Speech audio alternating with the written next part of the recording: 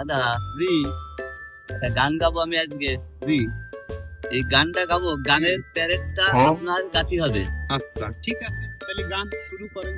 আমি পাথরে ফুল ফোটাবো শুধু ভালো বাসা দিয়ে। আমি পেছনে ফুল ফোটাবো পরের ভালো কিছু দেখলে।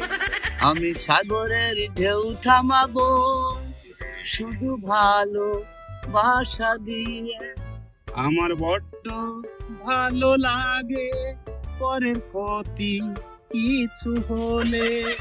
তুমি যদি থাকো আমার পাশে।